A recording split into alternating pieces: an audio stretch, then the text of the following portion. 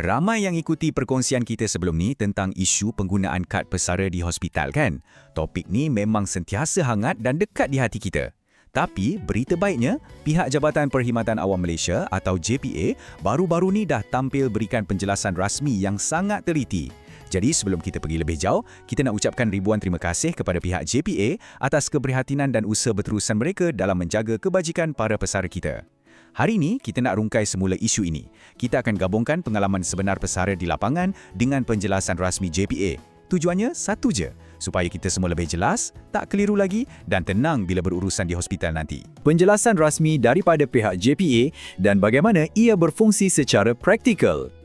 Peraturan rasmi yang pertama ni sangat penting. Kad pesara sebenarnya boleh ditunjukkan pada bila-bila masa. Selalu kita dengar salah faham yang kata, alamak, kalau tak tunjuk kad masa mula-mula daftar ambil nombor kat depan tu, nanti rawatan percuma terbatal. Tak, itu tak betul langsung. Pihak JPA dah tampil mengesahkan perkara ni. Hak perubatan percuma anda sama sekali tak akan terbatal hanya sebab satu kelewatan masa di pintu masuk pendaftaran. Cuba kita bayangkan satu senario praktikal macam ni.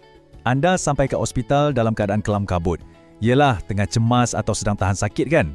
Sampai terlupa langsung nak keluarkan kad pesara kat kaunter pendaftaran awal. Jangan panik, tak ada masalah pun. Nanti, bila dah selesai jumpa doktor atau masa tengah tunggu ambil ubat kat farmasi, mahupun sewaktu nak selesaikan urusan discharge, anda keluarkan je kad tu dan maklumkan status pesara anda. Cuma tunjukkan kad tersebut waktu tu. Proses tu tetap sah dan pihak hospital sepatutnya meneruskan manfaat perubatan anda tanpa halangan. Seterusnya, kita sentuh pula tentang fizikal kad anda. Peraturan kedua dengan jelas menyatakan yang anda tak semestinya perlu tukar kad baru setiap masa. Kadang-kadang, pesara ni risau bila tengok kad lama dah pudar warnanya atau calar-calar, terus tergesa-gesa nak mohon kad baru. Sebenarnya, selagi nama anda, nombor kad pengenalan dan butiran panting pada kad tu masih jelas dan boleh dibaca dengan mata kasar oleh staf di kaunter, kad tersebut masih sah. Ya, masih sah sepenuhnya untuk digunakan di mana-mana fasiliti kesihatan kerajaan. Tak perlu susah-susah tukar baru. Angka 26. Ini adalah satu angka dan had umur yang sangat penting buat pesara yang masih menanggung anak-anak yang membawa kita ke peraturan JPA yang ketiga. Kelayakan manfaat perubatan ni sebenarnya direka bukan setakat untuk lindungi pesara dan pasangan secara berdua je tau. Ia memayungi anak-anak pesara sehinggalah mereka mencapai umur 26 tahun. Ini satu liputan perlindungan yang sangat luas. Biar saya berikan satu senario praktikal supaya aturannya lebih jelas. Katakanlah anda ada anak berumur 24 tahun, tiba-tiba diserang demam denggi dan kena tahan di wad hospital kerajaan. Walaupun dia dah besar panjang dan masuk alam dewasa, tapi selagi dia berstatus pelajar sepenuh masa di institusi pengajian tinggi yang diiktiraf, dia masih dilindungi sepenuhnya di bawah manfaat perubatan pesara anda. Bayangkan betapa leganya rasa. Inisiatif ni betul-betul amat membantu kurangkan beban kewangan keluarga waktu anak-anak tengah gigih berjuang dalam pelajaran. Untuk peraturan keempat, ini berkaitan dengan surat jaminan atau GL. Yang ini anda kena peka sikit sebab keperluan GL ni sebenarnya bergantung sepenuhnya kepada kategori pesara masing-masing. Bukan semua kes sama. Ada kategori pesara yang maklumat mereka dah disepadukan terus secara automatik ke dalam sistem hospital. Maknanya staff type je terus tahu status pembiayaan. Tapi, ada juga kategori pesara dari jabatan-jabatan tertentu yang masih perlukan anda jana GL secara manual melalui sistem HRMS sebelum dapat rawatan. Jadi, pastikan anda tahu prosedur khusus untuk jabatan pesaraan anda sendiri, barulah tak tersangkut kat kaunter nanti.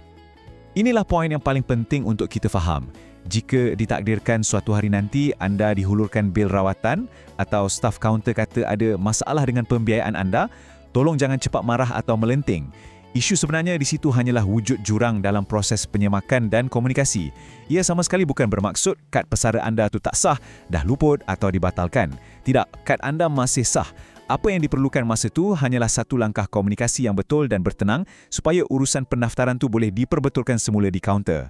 Memasuki bahagian keempat, apakah langkah selamat untuk pesara? Untuk mudahkan urusan anda, jadikan 4 langkah praktikal ni sebagai amalan. Pertama sekali, sentiasalah bawa kad pesara fizikal anda tu ke mana-mana. Kita tak tahu kalau tiba-tiba sistem rangkaian hospital bermasalah, jadi kad fizikal tu adalah sandaran terbaik. Kedua, mudahkan staf dengan maklumkan status anda seawal mungkin. Waktu serah IC kat kaunter depan, sebut terus anda pesara kerajaan.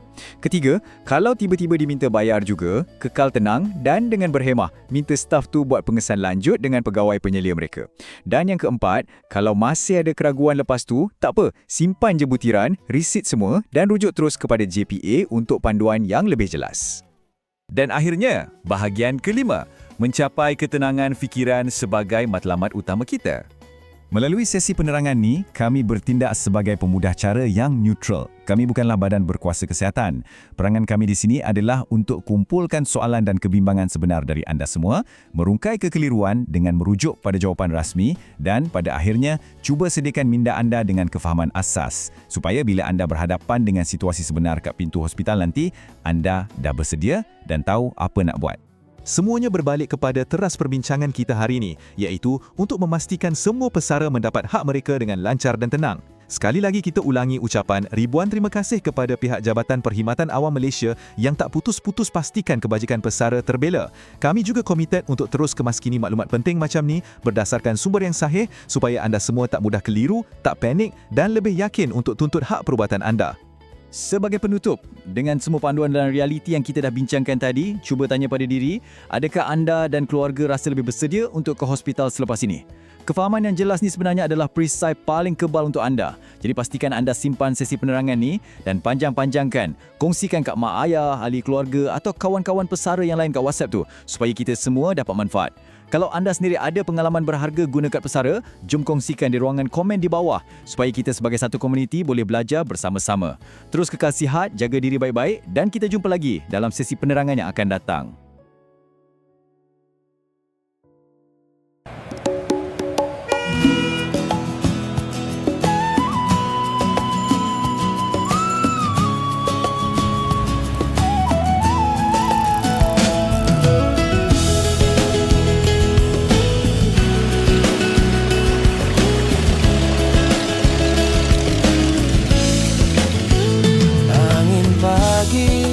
Bawa cahaya, embun jatuh di hujung desa. Langkah kecil bermula sama di bumi ini. Kita bersama,